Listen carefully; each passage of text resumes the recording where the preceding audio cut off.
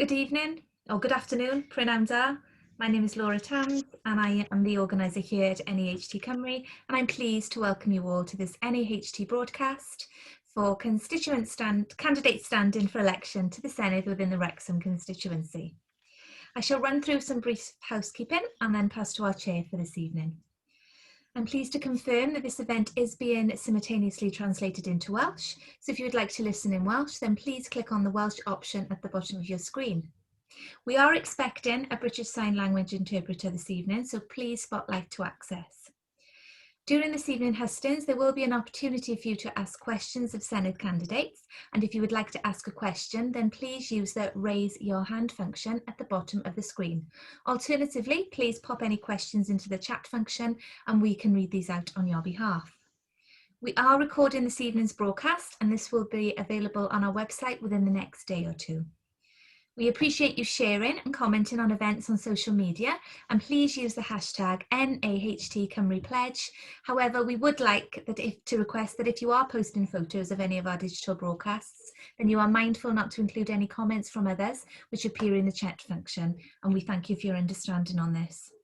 I now have the pleasure of handing over to our chair for this evening, Laura Dole, Director for NAHT Cymru, who will undertake formal introductions. Laura. Thanks, Laura, and can I just extend my warm welcome to all of the candidates and everybody who is joining us at this non-selective hustings, albeit virtually, in Wrexham. NAHT Cymru is the largest school leaders union in the UK, and we pride ourselves on representing the views of our members in all our campaign and organising activity. Never before have we seen such a crucial time for education in Wales, with the curriculum reform, new legislation on ALN, and of course, COVID recovery. We need the new government to engage with the profession, to work with school leaders, listen to them, and together we can build an education system that will allow our learners to flourish.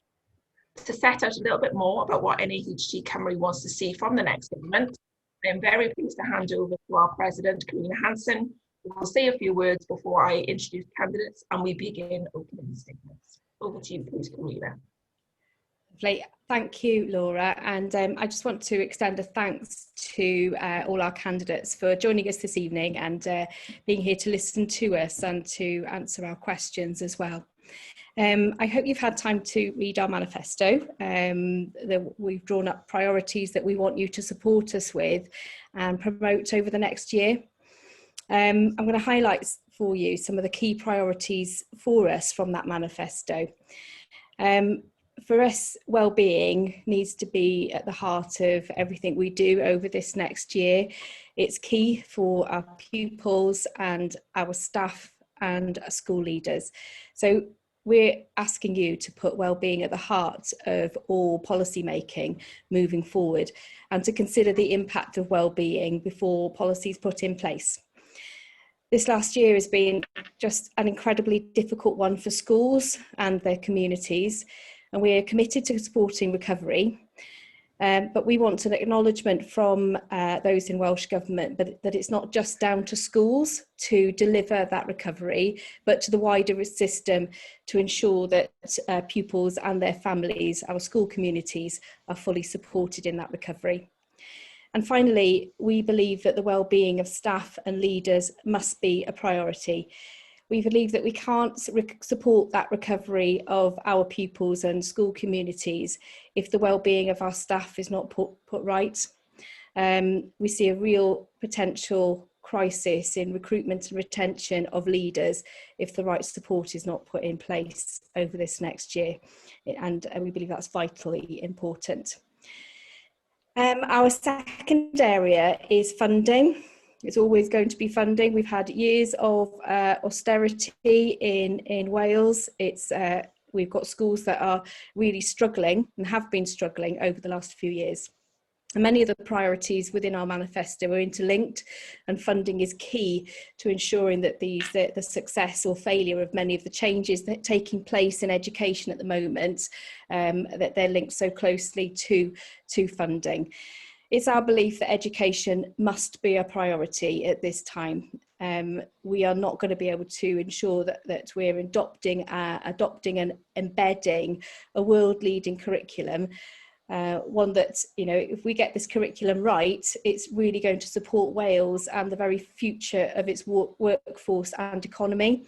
And we believe that it needs to be first and foremost in any policy making and funding decisions moving forward. We're calling on you to ensure a fair funding system is put in place rather than the postcode lottery that we believe we have in place at this time. Our third area is accountability. We're calling on you to review the middle tier. Again, this priority links to funding. We want a review of the middle tier. We want to review it for value for money and its impact on the on children. The consortium model, while we believe it is benefiting some, it's certainly not the picture across Wales. We're also looking for you to support us in calling for a break from Aston inspections. Schools were to have a break in inspection to prepare for and develop the new curriculum over the last year, but of course we had COVID instead. That was not a break from accountability for us. That was a year of crisis management, and we consider that we still need that time to develop the curriculum. We want Welsh Government to ensure that schools have the time they need without accountability measures that we believe will, although they aim to support us, will ultimately drive development of curriculum rather than you know, supporting us on that journey. We believe very strongly that schools and their staff need time to recover from the past year. We're not back to normal business yet. We're still in a pandemic and we're still dealing with ongoing issues because of that. The fourth area for us is Curriculum 2022. COVID has obviously had a massive impact on our ability to plan and develop curriculum reform. We need to consider curriculum development and recovery at the same time now, and we need time to do that. The answer is not quick fix interventions. It's not funding, you know, in the short term, but we need to be able to think over a long-term plan using evidence-based solutions that support curriculum reform. And we're calling on you to support a delay in implementing curriculum reform, to allow schools the time they need to prepare for change and to engage with the children in our schools and our school communities on their journey, on our journeys. Our final area is ALN reform. Again, COVID has hindered schools in their preparation for the change ahead, and their substantial changes. We think that a great deal of investment is needed in training and support for schools to prepare them. And alongside this, we have issue around the Elenco role in schools. It's not one that's considered at the moment in terms of teachers' pay and conditions. It's a vital role, and it's one we believe needs appropriate funding to the responsibility that are within the new bill. And that must be made available to schools. It can't come out of the current budgets that we have. So education reform in Wales is about ensuring our children and young people are prepared for the future. It's the foundation of the future for Wales. It's about sustaining and enabling prosperity within Wales. And as such, we believe it deserves to be at the forefront of policy making and investment. We've got a fantastic opportunity to make our education system a world-leading one that will in turn support the future of Wales and its people. And we're looking to you to support this vision and to nurture a system that has innovation there so that we can thrive within it. And we want you to help schools deliver the support we need to support for our school communities and to value education and its way forward. Okay, so those are our wishes, our priorities, our manifesto. So I'm really interested now to hear from yourselves on how you're going to sign up, hopefully, to our, I've lost the word, Laura, help me with the word, what is it? Our pledge. Our pledge, that's the word, our pledge, please, that will enable us to do that so we can work together over the next year for the very best for our children and young people. Thank you. Thanks, Karina, and thanks ever so much for taking the time to set the scene for this evening's event. I would like to just set out a couple more rules just to let the candidates know that I'm now going to hand over to each of you to give a very short opening statement, around 3 minutes, just to kind of set the scene, to give us a little bit of an insight into you and your party and what your positions are on education. Just to let members who are joining us know, the candidates have not seen the questions beforehand, so this will be the first time that they will have seen the questions. There is a Q&A function if members who are watching the broadcast live would like to pose a question. Either raise your hands or please put it in the chat function, and we will do our best to come to that question time permitting. So to make a start, I'm going to turn to Conservative candidate Jeremy Kent and ask Jeremy if you would like to give a brief opening statement, please. Thank you very much, Laura, and good evening, everybody. So, as been said, my name is Jeremy Kent. I'm the Welsh Conservative candidate for the Senedd in Wrexham. And my background in terms of education, I've worked in education for a number of years, and now I am a governor of a local high school in the area. And my day job now, I work with schools in deprived areas across the northwest, where I work with giving opportunities, development opportunities to young people in some of our most deprived areas.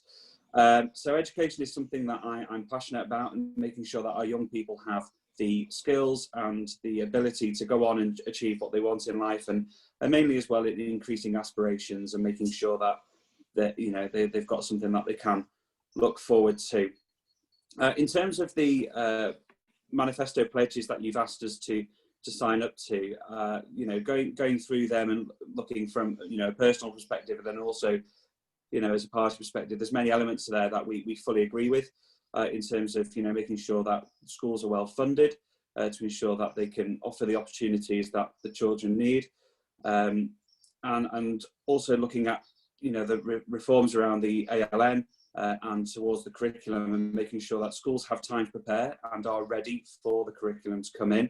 And that's one thing that we have asked for is a slight delay to ensure that schools are fully prepared, because we can't go into this too soon, or we can't go into this ill prepared, otherwise we won't make a success of this new curriculum. And from my perspective, in terms around well-being, you know, at all levels, young people and teachers and all the school staff, well-being is vital. The last 12 months have shown how important well-being is. I'm a wellbeing instructor, and it's something that we see growing more and more from young people to adults. So fully on board with the need there for support for wellbeing. So yeah, thank you very much for that. Thank you, Jeremy. Thank you very much for getting us started. I can ask Tim now. Tim, can you give us a brief opening statement, please? Thanks, Phil. Good afternoon, Paranda.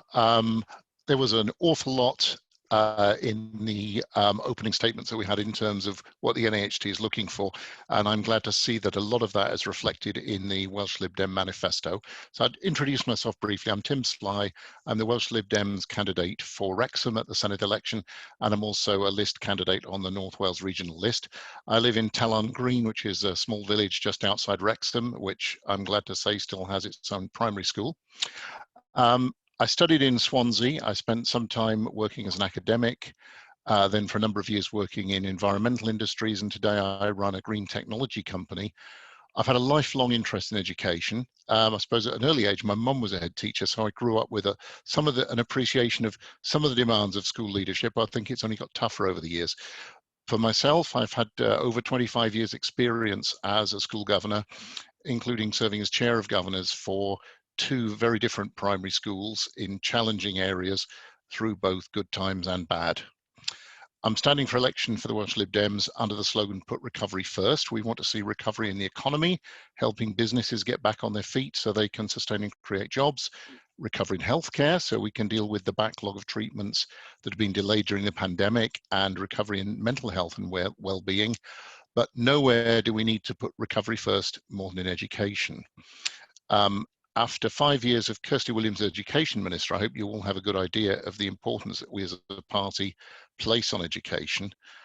We recognise that pupils, teachers and other school staff have all suffered during COVID, and I think you're right in wanting time and just a bit of space to get things back on an even keel. So I would certainly support the delay to the holding off of Aston inspections and a bit more time to implement curriculum changes and the ALN changes. We're committed in our manifesto to delivering a whole school approach to mental health and well-being as it's set out in the curriculum. We want to ensure that the whole workforce has access to mental health support, alongside looking at ways of reducing workload and pressure on the system, because having a number of friends as teachers and head teachers, I know the enormous pressure that everybody's under. Welsh Lib Dems are very conscious of the challenges that schools face as they prepare to implement the new curriculum, and we will commit to providing the support and the resources necessary so that you as head teachers can make the implementation of the new curriculum a real success across Wales. We also recognise the disparities that exist in school funding today between different areas. We're committed to ending it. We'll work with local authorities and an expert panel to review school funding and develop a fairer model for the future. We want to continue to support access to training and development, but most of all, we recognise the crucial role that good teachers and school leaders make in developing the life chances of young people. So we want to nurture and promote a child-centred approach to learning so that every young person can achieve their full potential. And by the way, I've just signed your pledge. That's great. Thank you very much, Tim. Thank you for your opening statement. If I could just turn to Plaid Cymru candidate, last but not least, Jack. Over to you, please, Jack. Thank you, and thank you all. Thank you all for having me. It's great to be here. I am the Plaid Cymru candidate for Aln and Deeside, close to Wrexham, and I'm also a regional candidate for the north of Wales as well. I actually grew up in Wrexham. I went to primary school there, secondary school, college and university. So I've experienced the whole gamut of education in Wrexham, and I fully recommend it. So for Plaid Cymru, education is key. At the heart of our manifesto is giving the best possible start to every child. That includes things such as free school meals, increased hours of free childcare, but also education. It's vitally important. Every one of us deserves the best possible chance in life. And I fully support all of your pledges. I haven't got a piece of paper to sign it because I haven't got a printer, but I would if I could. So yes, we want to boost workforces, we want to increase funding, but most importantly, we want to put the child at the heart of everything we do. I think this is my first time on the election campaign trail, and I've seen, speaking to nurses, doctors, teachers, people on the doorsteps, that too much is focused on results and money, the economy. We need to be putting people back at the heart of what we do, whether it's patients in healthcare or children in schools. They are the most important thing when we discuss education. We need to be speaking to head teachers, and seeing what's best for the children, and that's what we need to focus on. Thank you. Thank you very much, Jack. And I should probably say that NAHT Cymru extended an invite to all the candidates that were standing in the Wrexham constituency, and we are very pleased to welcome the three that have attended this evening. And we have had apologies from some of the other political parties. So on that note, I will go straight into the questions, if that's okay. These questions have been sent in to us by NAHT members in the Wrexham area. I'm going to ask the same question to all three candidates, but first of all, I'm going to start with you, Tim. I'm going to ask you this question first, and then I'll move on to the other candidates to ask them to respond. So the first question that we've had sent in is, what commitment do the candidates' parties have to making sure that the curriculum for Wales is introduced in its entirety and maintaining its underlying principles? Now, many of you have already touched on new curriculum in your opening statement, but if you'd like to expand on that, that would be great. And that's for you first, Tim, please. Okay, well, thank you. I think that's a great question. I think obviously for the last few years in the outgoing Welsh government, we've had a Lib Dem, Kirsty Williams, as Education Minister, and I think the new curriculum is a fantastic achievement. As a party, we are 100% committed to seeing this implemented in full and to making sure that schools have the resources and the support to make it a success. I think it's a once in a generation opportunity to up the game and really improve the life chances of our young people. And we will make sure that if we are in power, we will do whatever it takes to make sure that's implemented in full and according to the principles that underlied its inception. Thank you, Tim. Same question to you, please, Jack. Thank you.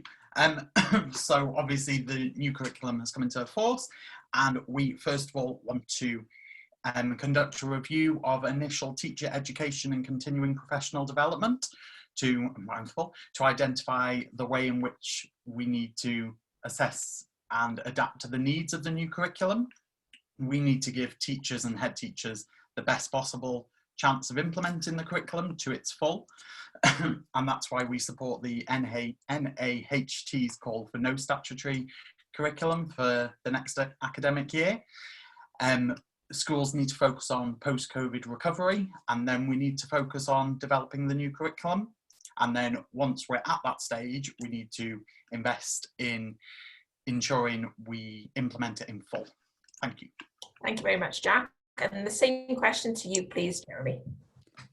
So obviously we note obviously that the last 12 months will have had an impact on schools and their ability to prepare for the new curriculum, which is why we as a party are would look to delay the implementation to September 23 to ensure that we can fully assess the impact of coronavirus, ensure that our pupils have caught up on that missed education, and that we can support the education sector and our teachers to prepare for the curriculum. But there would be no plans to not implement the curriculum as is, but we would look to delay to September 23 just to make sure that we can make sure we are fully ready.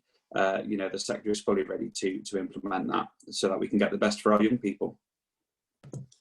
That's great. Thank you very much, Jeremy. I'm going to start with you, Jack, for the next question, please. So the next question, also sent in by one of our NAHT members, is as follows. So following the financial crisis of 2010, the education sector experienced huge cutbacks, which has had a huge impact on staffing, provision and well-being. The lack of staff meant nearly all schools had to cut the small group interventions. The impact of COVID on the mental health and well-being of pupils is not a quick fix. This will need proper financial investment. Can you promise that education at the chalk face will be protected from future cuts in real terms as we move forward in the coming years? And that is to you, first of all, please, Jack. Yes, so in Plaid Cymru, we are committing an investment of £690 million over the next 5 years. This will be used to recruit new staff, professional development, to spend on buildings and our facilities. The cuts that we have seen over the past 12 years across society have been devastating for so many people, and we need to be stepping back from that, and investment is key, especially in education. In terms of mental health, as you mentioned, Laura, this is something that needs fixing beyond the realms of schools. Funding is not there at the moment in terms of mental health in the NHS, and that's something that Plaid Cymru wants to improve on. Everyone should be able to access the help that they need, whether it's physical health or mental health. So improving those services outside of schools will give both your staff and your children that you teach better access. Thank you. Thank you, Jack. And the same question to you, please, Tim. Unmute myself. Right. So I think if experience tells teachers us anything, it's that cuts in education funding are probably the greatest false economy of all. I've been through the difficult situation of being chairman of governors of a school where we've had to implement cuts, and it's absolutely heartbreaking. So I think now, as we try to recover from COVID, now is not the time to be talking about cuts. We need to be putting additional resources into schools, and I think our party, and speaking for myself as well, I would seek to protect education from any future cuts in funding. In fact, I think we need to dramatically expand funding in education for all the reasons we've talked about: the expansion of the new curriculum, implementation of the new curriculum, and the overstretched workforce, which has had more and more demands put upon it, and yet cuts in terms of number of teachers, cuts to professional development opportunities. We need to be nurturing and developing our workforce just as we want schools to nurture and develop our kids. As a party, we have called for putting a massive increase in emphasis on mental health provision as well within the NHS, to put mental health well-being and mental health treatment on the same basis as physical health treatment, and not be the Cinderella service anymore. So I hope that's answered both halves of the question, but we would certainly look to protect education from any cuts, and indeed to put more resources into the sector. That's great. Thank you very much, Tim. And the same question to you, Jeremy. Yes, thank you. So the Welsh Conservatives, obviously, we would not look to cut funding. We would actually look to increase the funding to the education sector and stop the underfunding that we currently see, and to close the gap on the amount that is spent between young people in Wales and what we can see over in England as well. We'd want to see a fair funding system brought in across Wales to ensure that we can make sure that all parts of Wales have a fair system for the money that they receive. And retaining the pupil development grant as well to support schools and pupils, but also looking a bit wider than just the free school meals, whereas there may be pupils that may be in a place of needing that extra funding, but don't quite meet the criteria for free school meals. So we need to find a way of looking around that as well. And similar to what the others have said, mental health should be looked at just as much as physical health. You can go to A&E and get a broken leg dealt with, but you can't go and as easily get your mental health issue dealt with. So we would look also to increase that service within the NHS if we were to be in power. Thank you, Jeremy. And can I just remind everybody on the call this evening that please feel free to raise your hand or place a question in the chat bar if you would like me to ask it on your behalf. I'm going to move to the next question now, and I'm going to start with you, Tim, first this time, if that's okay. So the next question is, this is around duplication. You may see from our NAHT Cymru manifesto that we are calling for candidates to support a review of the middle tier. This question relates a little bit to this, but also duplication in other parts of the system. So the question is, what are the party's views on the levels of duplication and therefore waste in the Welsh education system? And if I could start with you, first of all, please, Tim. Okay. I think we need to make sure that money that goes into education is directed to schools. I think we've got local authorities in Wales that have retained the education function, as opposed to most of England where this has largely gone, where the schools have all become academies or free schools. I think it's a great thing that in Wales we keep schools under accountable local authority oversight, but we need to make sure that that is accountability and not bureaucracy.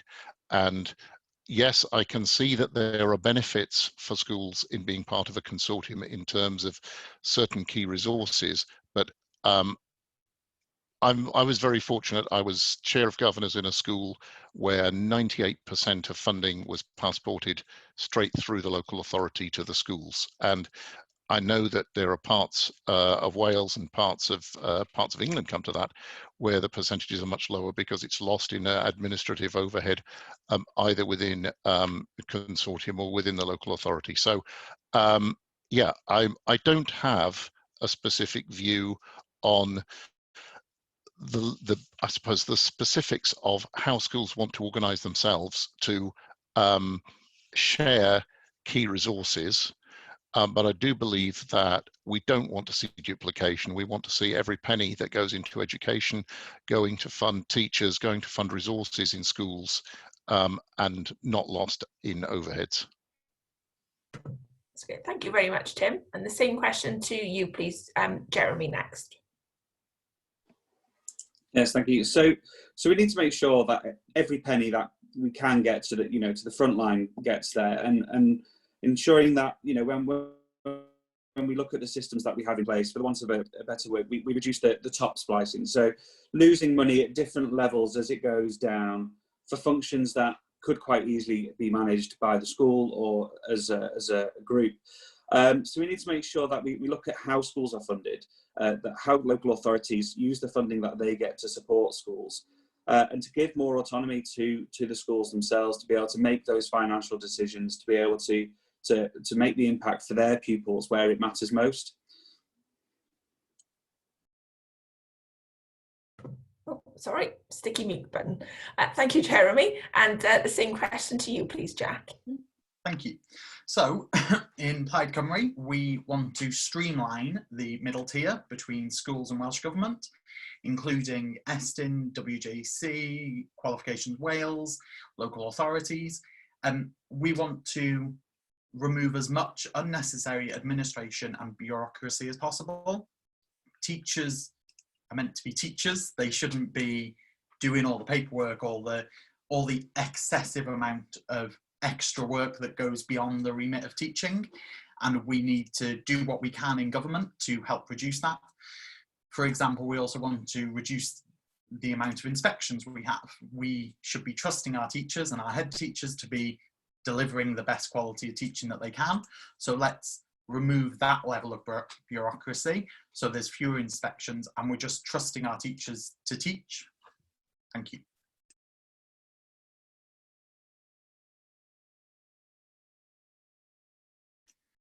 You're muted, Laura. Well, do you know what, Jack? It was going to happen at some point, and it's happened in Wrexham. Apologies to everyone. Sorry. I have a supplementary question that's kind of come up as a result of the answers that you've given. We know that the aim of the middle tier was around driving up school improvement, and was supposed to be a mechanism to bring together local authorities in a collaborative working environment, also coupled with local government reform. I'd be really interested to hear the views of your party's views around local government reform, and whether or not, if your party comes into power, whether you would seek to reduce the number of local authorities. And I'm going to ask that to you first, Tim, please. Okay, I don't think we have any plans to reduce the number of local authorities, but I do think we have a plan to improve local democracy through promoting proportional elections to local authorities, and to make sure that the unfair split in local authority funding, which applies across the board, not just in education, gets evened out or preferably leveled up. Okay, thank you, Tim. Jack, same question to you, please. Much like Tim, we don't have any specific plans to alter the amount of local authorities. What we do need to be doing, though, is in national government, working with our local authorities to ensure we're providing the best possible education for the child, but we also need to streamline the service that they're providing with the schools, so it's as easy a process as possible. Thank you. And the same question to you, please, Jeremy. Yes, thank you. So, and no plans to limit, to reduce the number of local authorities. We do need to make sure that they're all funded, fairly. Though, obviously, we're in Wrexham, and for the last few years, our funding formula for our council has been near bottom of the list. So, we need to make sure that all of our local authorities are getting the funding that they need to be able to do the job that impacts people's lives day to day. That's great. Thank you very much. And it's apologies, another supplementary question, all on the same topic that's just popped up in the chat function. This is the beauty of live events. One of our members has asked me to ask you to clarify what we mean by the middle tier. So, Tim, shall I start that with you first of all, please? Well, Laura, do you want me to sort of explain what we mean by the middle tier? I think maybe that's what's missing here, because we're not talking about getting rid of local authorities. That's not what we mean by the middle tier. The middle tier for us are all of those additional bits on top of that have come into play over the last several years. So we're talking about the regional consortia. That's our main area we want a review of. So we're talking about the GWER and is it GWER in your region? I think it is, isn't it? Eru.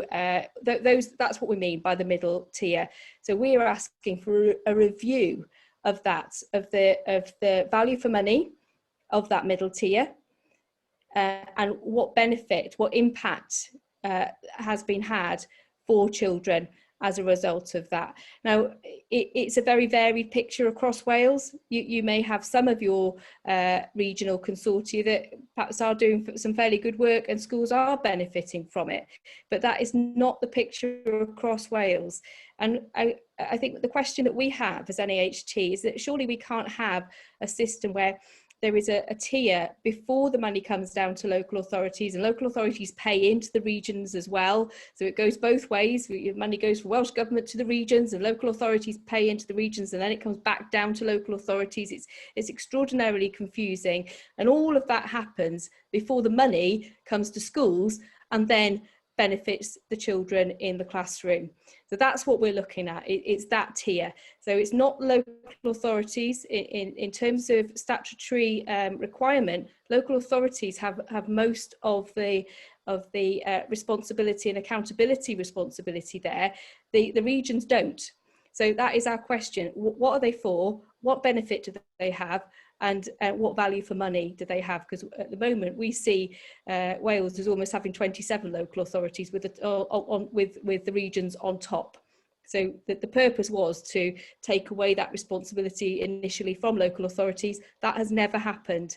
We've ended up with more, not less. And we're a little country. Why have we got that? When you've got cities probably bigger than Wales' whole population with one local authority looking after it, and we've got 22 and regions on top of that. That's our question. And that's what we mean by the middle tier. Thanks, Karina. Thank you for clarifying that. I was trying to listen to an answer and read a question at the same time, which is never easy.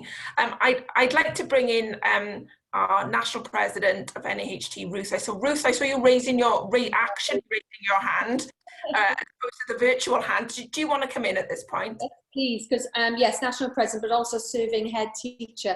And you're absolutely right. The three candidates, I think, you've been very clear about your priorities, and in one sense, they do match ours, because right at the heart of all our decision making has to be the learner. It has to be all about the learner, not most of the time, but all of the time. And I'm not going to cut across, because Karina has explained it perfectly. An ambition to focus more sharply on need and to remove the 22 authorities. We know historically how that ended up being maintained in 22 authorities, plus this extra structure. So I'm just going to simply put that question for you, that as an organisation, as a professional organisation, we are asking government, and we've asked it for the last 4 or 5 years, is there evidence to show that the impact of this additional expensive additional layer of consortia work, that the impact is at least as equal to what those extra teachers would bring with them? So is the impact of that expensive middle tier at least equal to the impact that all those extra teachers would bring with them in the classroom? Thanks, Ruth. And I think it's worth giving the candidates the opportunity, now that we've really clarified our position on this, to see whether or not they would be in agreement of a review based on the points that you and Karina have made. So I will go back to Tim. Tim, just to give you an opportunity to respond. Thank you. Well, I'm a firm believer that funding should go to schools, and it should be for school leaders, head teachers, to decide how to deploy that funding.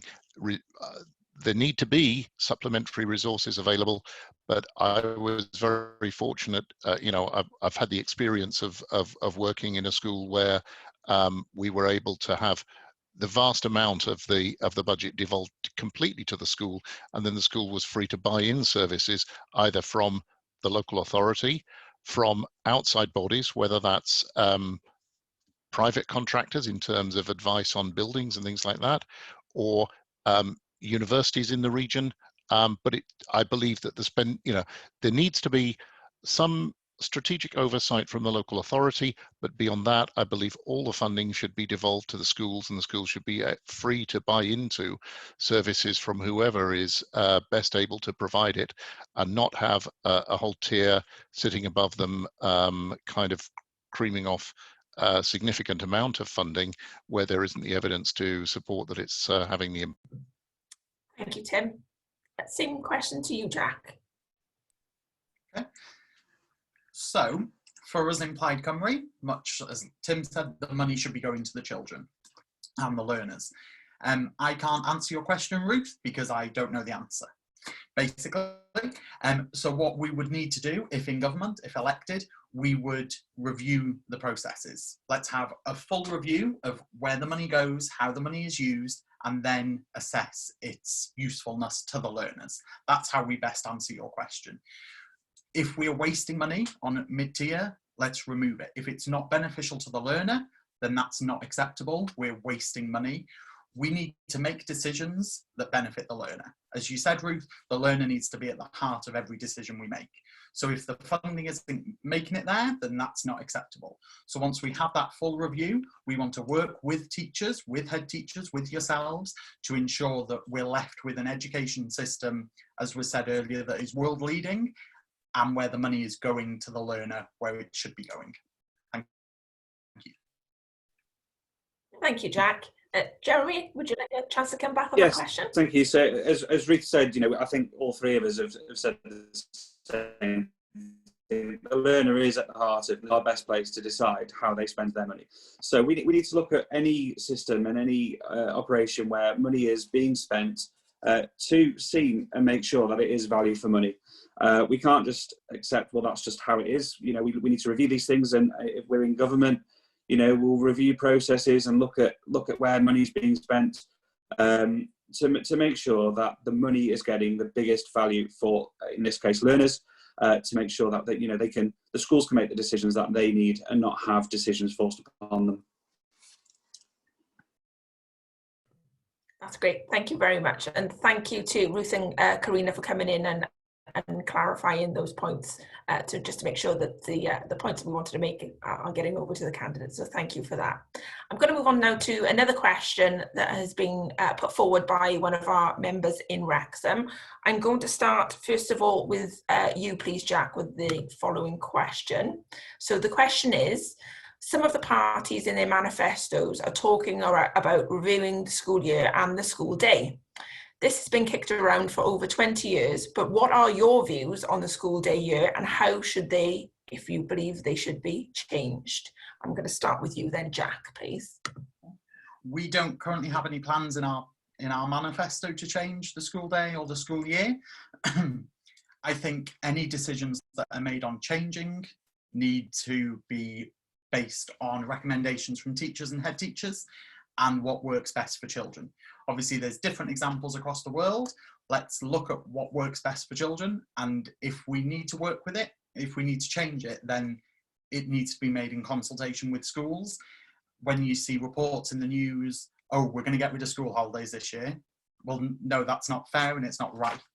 And any decisions made need to be made in consultation, and I think they need to be made far in advance. We can't be saying we're implementing it from this September. It needs to be, right, 2-3 years down the line, that's the change we need to make, and these are the reasons why. Yes, thank you. Thank you, Jack. Same question to you, please, Jeremy.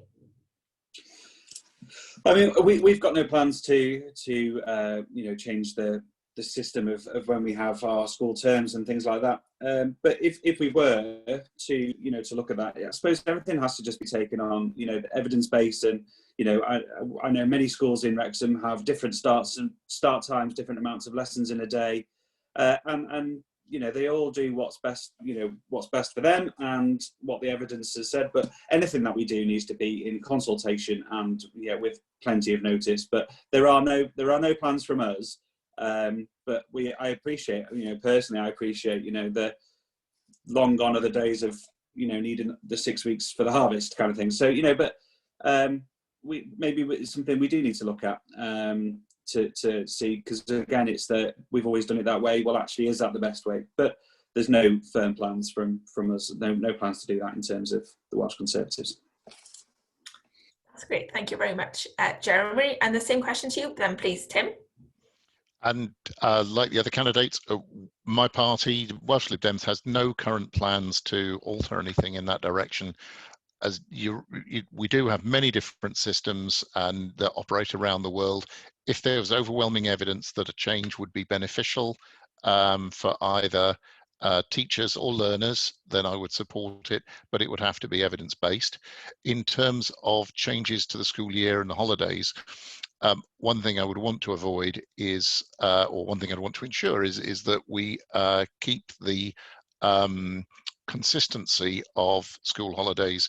I've been involved in schools in an area that was at a boundary between many different local authorities, and the differences in holiday dates from school term dates from one local authority to another meant that a family that had a child in a school, one child in a school in one local authority area, another child in a different local authority area, it could be very difficult in terms of actually finding the time to take that family holiday that fitted in around the different term dates of the schools in the different local authority areas.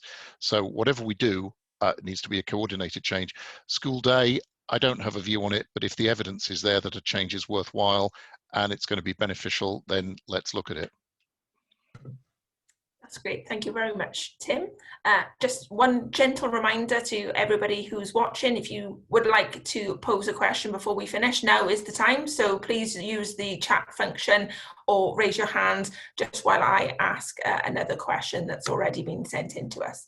So this question is around Aston inspections, and I know we've touched on this, and this has come up in some of your opening statements. I think NAHT's position is very clear in our manifesto that schools were promised an inspection-free year by Aston this year because we were supposed to be getting ready for the rollout of the new curriculum. Unfortunately, COVID happened and all best laid plans were put to one side while schools concentrated on crisis management, let's face it, and COVID recovery. Given everything that's gone on and given the situation that we're in at the moment, which is, we are beginning that long road to COVID recovery, what do the candidates think around our calls for inspections to be suspended for a further year to allow the profession, and indeed to allow Aston themselves, who we question whether or not they are ready for the rollout of the new curriculum, to allow everybody the time to prepare? So I'm going to ask that question first of all to you, please, Jeremy. So the question, in a nutshell, do you agree with our call to pause Aston inspections for a further year to allow the profession and Aston themselves time to prepare for the new curriculum? Yes, is the short answer. It's an additional pressure and burden for our hardworking teachers who have put in so much effort over the last 12 months to keep the wheels turning on education. With the introduction of the new curriculum, with dealing with the impact of COVID and getting things back to normal, the pressure of an Aston inspection on schools would be, from personally, I feel unfair and unwanted. If there is a role that Aston can play, it is to be a supporting role over the period to support schools with the recovery post-COVID. But as you've also said, they need to be preparing for what education looks like post-COVID and with a new curriculum, and that would be an opportunity for them to prepare for that. So when everything is back to normal, wheels back on, we're ready to move forward. Thank you, Jeremy. And the same question to you, please, Tim. Yeah, I would definitely support a delay of at least a year in any inspections. There's only so many things you can be coping with at one time.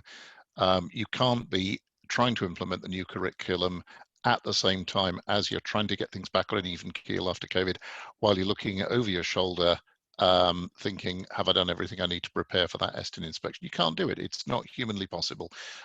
So I would strongly support a delay in inspections, and I would also support a review into the future role and function of Aston. Thank you, Tim. And the same question to you, please, Jack. Yes, I do. Thank you. Short and sweet.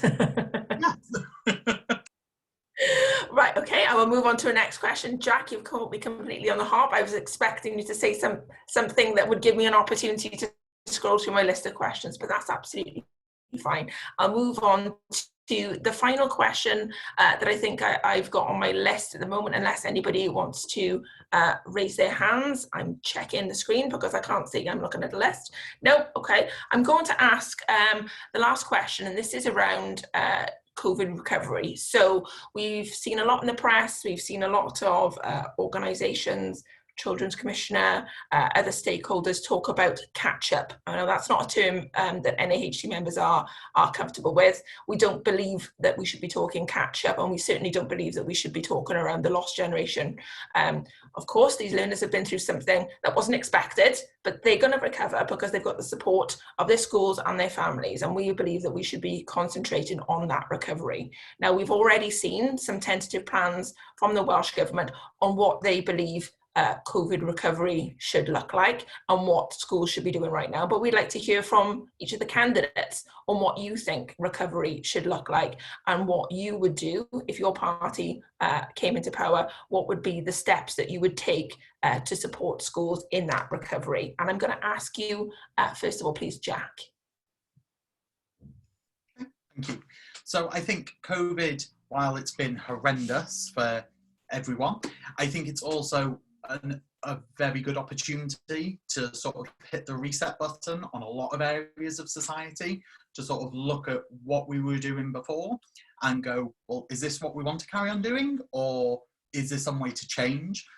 And I think in Plaid Cymru, we want to recognise that recovery is a very long process, and it's not a one size fits all approach for every school, every local authority.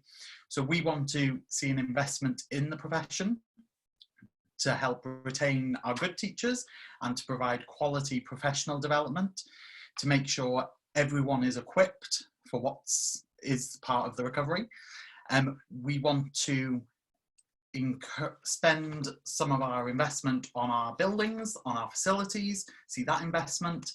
And I think just look at this and see, right, let's improve the quality of teaching that we're providing to our learners, and the quality of the facilities we're providing, and the quality of our additional learning needs service. And let's reset and then just build on what we had before, but the learning that we've taken from the past year, and just build bigger and better. Thank you. Thank you, Jack. Same question to you, please, Jeremy. So I agree that the language that we used in terms of lost generation and missed education and things like that is really important, how we word things. And I wrote an article quite recently about that. Now, whilst we can appreciate, young people have missed some, in terms of what they've missed in education, it's about making sure that we recover the skills going forward. So it's not necessarily the content of what they haven't learned, it's the skills that they may have missed out on. And that's what needs to be the focus going forward, so that by the time they get to the next step in their educational careers, whether that's moving from primary school to high school to college, or full-time employment or apprenticeships, that we've managed to give them the skills that they need to move on successfully. There's many bits of, subject matter that I may not know, but I have the skills to be able to go and find that out. And that's what I think is important. It's not necessarily the subject matter that's been missed, it's the skills and the development that needs to be ensured that they can move forward successfully to the next level. And we need to make sure, you know, in a Welsh Conservative government, we'll make sure that the funding and support is there for schools to be able to make sure that any catch-up is on the skills and the development to make sure that they can move forward successfully. That's great. Thank you very much, Jeremy. And to you finally, please, Tim. Thank you. Well, obviously my party's campaigning on the slogan of put recovery first. So in terms of recovery for schools, I think we need a bit of time out. I think we need time for schools, both in terms of the teachers and the learners, to get back to something like normality. I know that a number of my friends who have school-age children, I'm a bit too old for that now, my daughter's 27, but friends of mine who have school-age children have talked to me about the difficulty that their kids have had adapting to going back into a school setting. I have heard, what do we mean by catch up? I've heard this phrase bandied about. Different people have talked about it in different contexts. I've heard UK ministers talking about the idea of catch up by organising additional lessons in school holidays and things like this. I think this is a no-no. We've got to allow people the time to adapt, to get back to normality. We need to be able to support head teachers and teaching staff through ongoing professional development.